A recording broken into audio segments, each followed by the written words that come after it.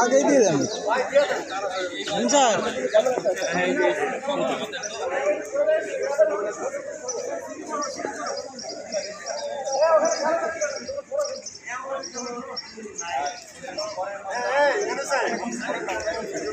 সিস্টেমটা সুন্দর হইল না সামনে আসি সামনে হইল না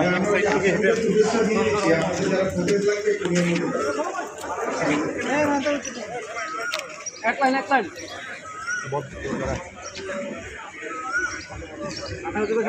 হ্যাঁ উপরে তাকাও সব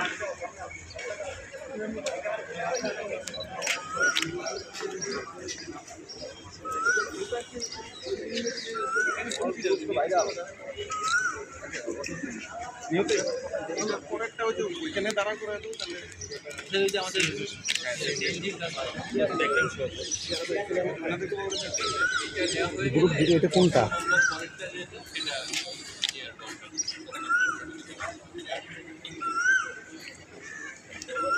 আয় উপরে তাকাই আয় সৌরভ উপরে তাকা এই যে আয় সৌরভ উপরে তাকা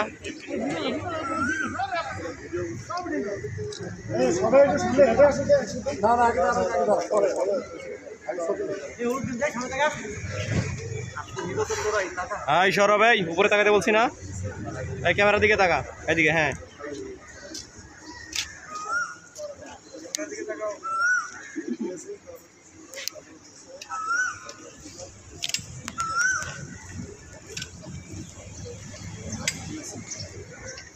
ভাই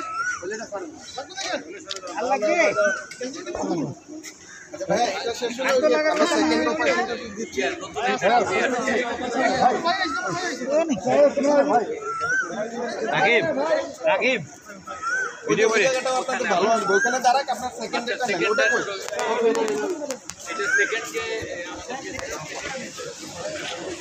এটা কি সিএনজি কত না সিএনজিটা আর উনি হচ্ছে যে অস্ত্র 100% অস্ত্র দেখেন এই শালা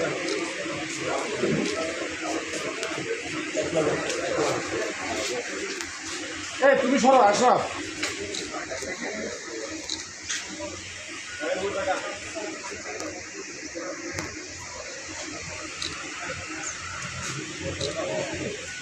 উপরের দিকে রাখো দিকে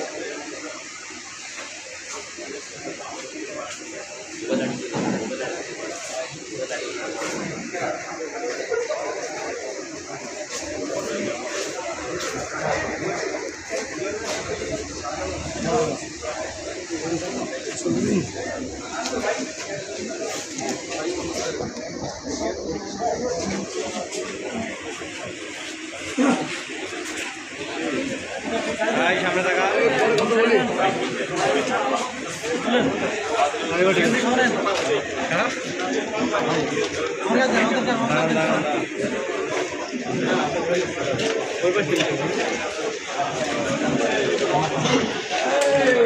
আদার হয়ে যাচ্ছে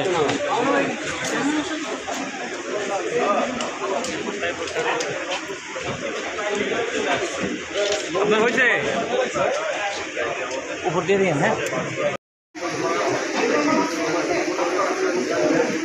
লাল সুইচটা চাপ দিয়ে ধরে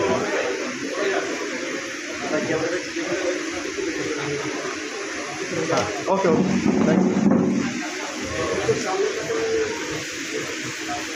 মাইক্রোফোন দিলে দিয়ে দেন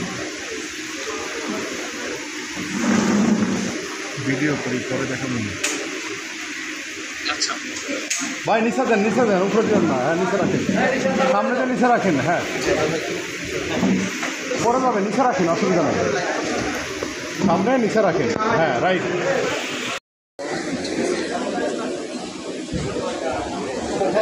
জি এখন শুরু করতে পারি।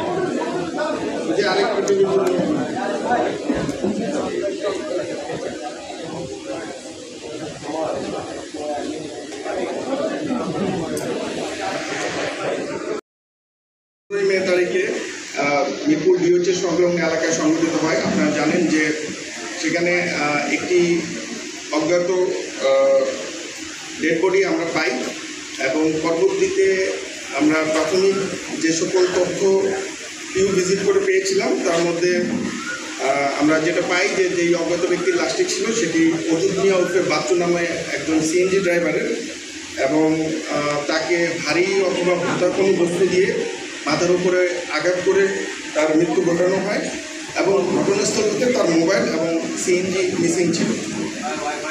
তো এই ঘটনার পর থেকেই আমাদের র্যাব 4 ছায়া তদন্ত শুরু করে এবং পরবর্তীতে আমরা র্যাব সদর দপ্তর ইন্টেলিজেন্স উইংয়ের সহায়তায় এই ঘটনার সাথে সম্পৃক্ত কয়েকজনকে ঢাকা, কুমিল্লা এবং ব্রাহ্মণবাড়িয়ায় অবস্থান করছে এই ধরনের তথ্য পাই।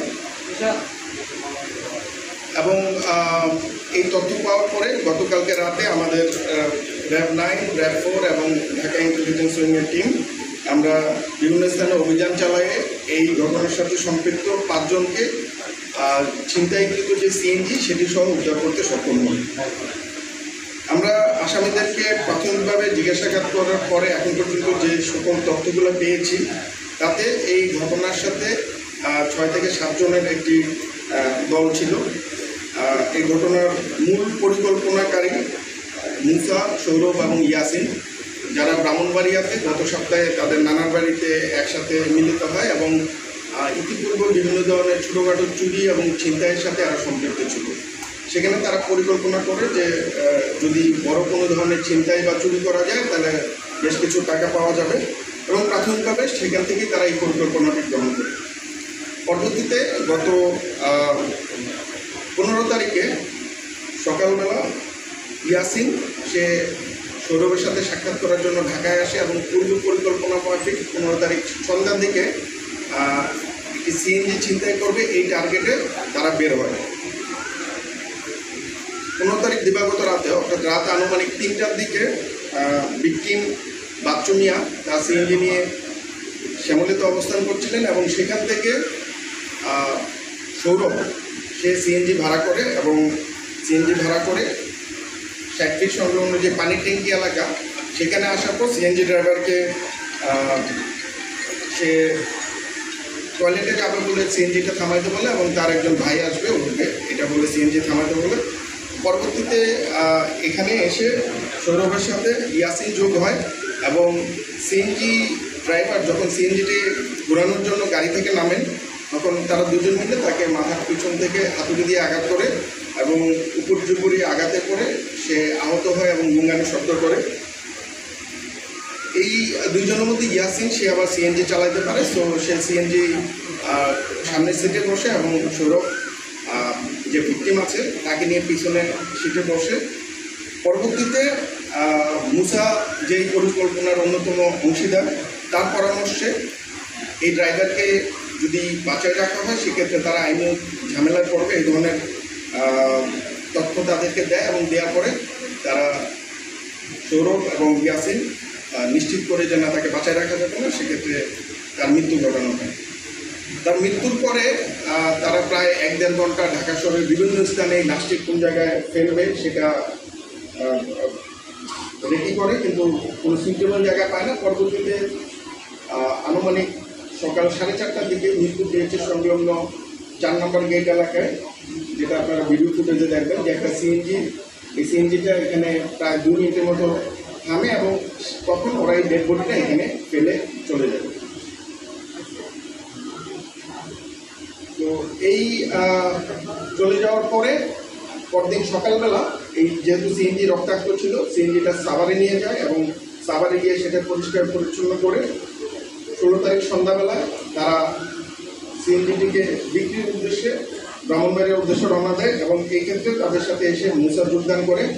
ব্রাহ্মণবাড়িয়া যাওয়ার পরে সিএনজি বিক্রি চক্রের মানে চুরি চক্রের হোতা আলামিন তার দুই সহযোগী দুলাল এবং শাহজালাল তারাও ইতিমধ্যে এই সিএনজি নিয়ে ব্রাহ্মণবাড়িয়া যায় এবং ব্রাহ্মণবাড়িয়া যাওয়ার পরে আলামিন আসার পরে আলামিনের নিকট সিএনজিটি 45,000 টাকায় বিক্রি করে এবং পরবর্তীতে এই সিএনজিটি কুমিল্লার চান্দিনায় বা দেবিদ্বার এলাকায় নিয়ে এটা পরিবর্তন এবং পরিমার্জন করে আপনারা দেখতে পাচ্ছেন যে এটাকে চেঞ্জ করা হয়েছে। তো এই ছিল এই ঘটনার সাথে সম্পৃক্ত যেই 5 জনকে আমরা গ্রেফতার করতে সক্ষম হয়েছি। তাদের বিবরণ ইতিপূর্বে তাদের কয়েকজনের নামে মামলা আছে বলে আমরা জানতে পেরেছি এবং তাদের যে প্যাটার্ন সেই প্যাটার্নে আমরা বুঝতে পারি যে এরা বিভিন্ন চুরি এবং ছিনতাই কর্মকাণ্ডের সাথে। এখন হ্যাঁ, এই ঘটনার জন্য যদি আপনাদের কোনো কোশ্চেন থাকে। ভাইয়া, যে যারা এই ঘটনাটা ঘটাইছে এটা কি প্রফেশনাল? এর আগে এই ধরনের কোনো ঘটনার সঙ্গে তারা ইনভলভ ছিল কিনা? আমরা যেটা আর এটা কি শুধুই মানে সিএনজি ছিনতাই তাদের মোটিভ নাকি অন্য? এটা শুধুই সিএনজি ছিনতাই তাদের মোটিভ এবং ওরা যেটা বলেছে যে প্রাথমিকভাবে তাদের হত্যার পরিকল্পনা ছিল না, সিএনজিটা ছিনতাইয়ের পরিকল্পনা ছিল, কিন্তু যেহেতু প্রথম আঘাতে সে বেশি আঘাতপ্রাপ্ত হয়ে গেছে তো পরবর্তীতে তারা আসলে এটাকে হত্যার দিকেই ধাবিত করে। এই গ্রুপটা মূলত বিভিন্ন ধরনের স্টেশন, রেল স্টেশন এই ধরনের জায়গায় ইতিপূর্বে ছোটোখাটো চুরি ছিনতাই এগুলো করেছে বলে তারা স্বীকার করেছে এবং আমরা যতদূর জানি একজনের নামে সম্ভবত চুরির মামলাও আছে। তো প্যাটার্ন দেখে মনে হয় যে এরা প্রফেশনাল খারাপ কাজের সাথেই সম্পৃক্ত। মানে এই যে সিএনজিটা এটাই তাদের প্রথম এই সিএনজির ঘটনাটা এটার ব্যাপারে আমরা যেটা জানতে পেরেছি যে এই সিএনজি চোর চক্র যেটা আছে যেখানে তারা সিএনজিটা বিক্রি করেছিল ইতিপূর্বে ওখানে আরও কিছু সিএনজি গেছে। তো এটা আসলে হয়তো তদন্তকারী কর্মকর্তা আরও বিস্তারিত তদন্ত করে বলতে পারবে।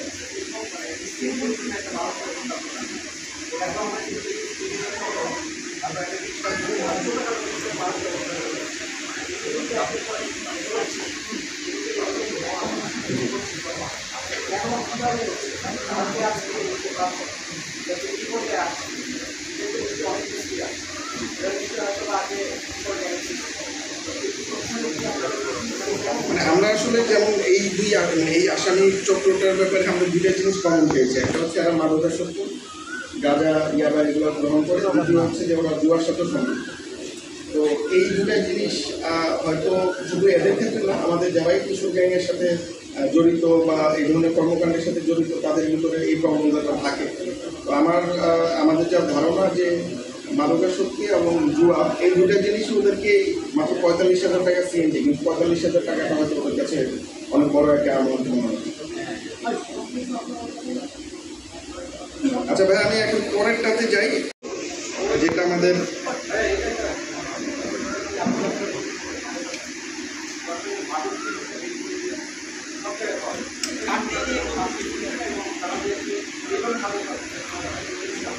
আমরা র্যাব মাদকের ব্যাপারে আমাদের জিরো টলারেন্স, আপনারা এটা জানেন। আমরা আসলে যখনই যেখানে মাদক সংক্রান্ত তথ্য পাই আমরা সেখানেই অভিযান পরিচালনা করি। বাট কিছু ক্ষেত্রে হয়তো আমাদের পক্ষে একদম আপনার খুচরা কনজিউমার যেটা, কারণ আমরা সাধারণত বড় ধরনের অপারেশনগুলোই করি যে 50 KG, 100 KG, 2 lakh piece, 1 lakh piece. অনেক সময় আমরা জানি যে এখানে হয়তো 1-2 পিস ইয়াবা কিংবা পুরিয়া বিক্রি করতেছে। তো সেগুলোর ক্ষেত্রে আমরা লোকাল প্রশাসন বা পুলিশকে আমরা অবগত করি। আর যেগুলো আপনার মানে আমাদের টোটালি একটা ইফেক্টিভ কাজ হচ্ছে সেগুলোর ক্ষেত্রে হয়তো আমরা অভিযান পরিচালনা করি।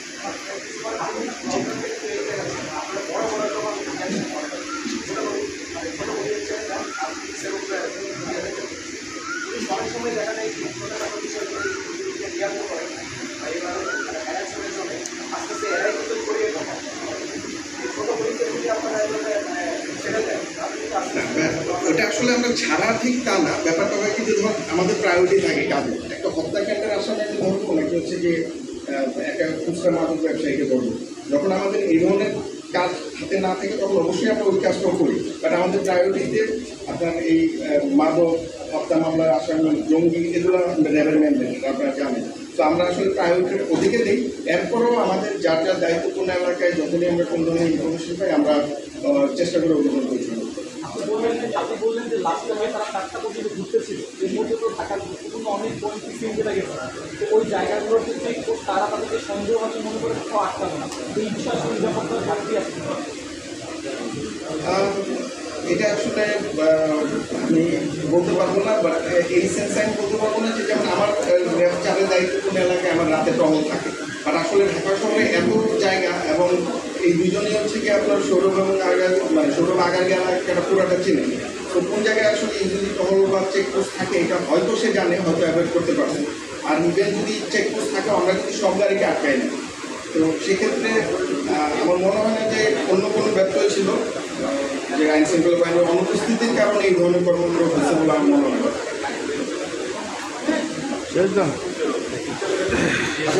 সাভারে তালবাগ এলাকায় কামনা অটোমোবাইল গ্যারেজ যেটা আছে সেটার সামনে একটি রিভলভার মানে আগ্নেয়াস্ত্র দিয়ে একজনকে প্রকাশ্য দিবালোকে হত্যা করা হয়। তো এই ঘটনা জানার পরেই আমাদের র্যাব 4-এর সাভার ক্যাম্প এই আসামিকে শনাক্ত করার জন্য কার্যক্রম শুরু করে এবং আমরা পরবর্তীতে জানতে পারি যে এই আসামির নাম মেহেদি হাসান এবং গতকালকে আমরা তাকে টঙ্গিস্থ এলাকা হতে রাতের বেলায় গ্রেফতার করি। তার সাথে আমরা তার এই অপরাধের সাথে যেই আগ্নেয়াস্ত্রটি ব্যবহার করেছে সেই আগ্নেয়াস্ত্রটি প্লাস 17 রাউন্ড অ্যামুনিশন পেয়েছি।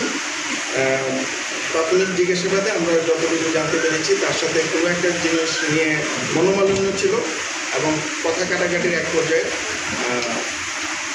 এই মেহেদি তিনি রিভলভার দিয়ে ব্যক্তিকে গুলি করেন, যার ফলে তার মৃত্যু।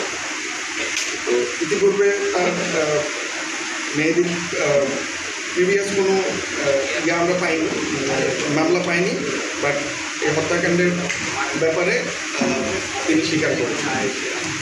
এই দুটি অপরাধের ক্ষেত্রে যে সকল আসামিদেরকে আমরা আটক করতে পেরেছি তাদেরকে পরবর্তী কার্যক্রম করার জন্য আইনানুগ ব্যবস্থা নেওয়ার জন্য আমরা অতি সত্ত্বর থানা হস্তান্তর করি।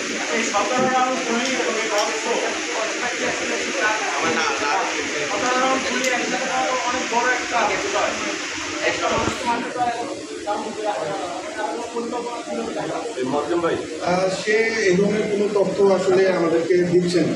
আমি যদি বলি দিচ্ছে না, সে যেটা বলতে চাচ্ছে যেটা তার অস্ত্র তার কাছে ছিল সে অস্ত্রকে ব্যবহার করছে, বাট এর বাইরে আসলে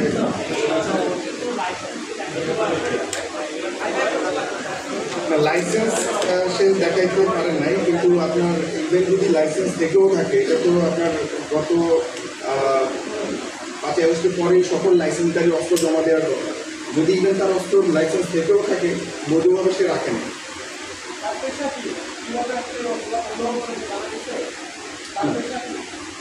সে জমিদার বাবু ভাই, আমি এটা জমিদার আলী বাবু ভাই, যমুনা টিভি রামজি যে ঈদ তো চলে আসতো, আপনার এরিয়াটা অনেক বড় এবং এই এরিয়াটা আইন শৃঙ্খলা পরিস্থিতি নজরদারিটা বিশেষ করে নজরদারি থাকবে কিনা? অবশ্যই বিশেষ নজরদারি আমাদের। আপনারা জানেন যে ঢাকার অন্যতম বড় একটা হাট হচ্ছে গাবতলী হাট। সো আমাদের প্রায়োরিটি থাকবে ওখানে।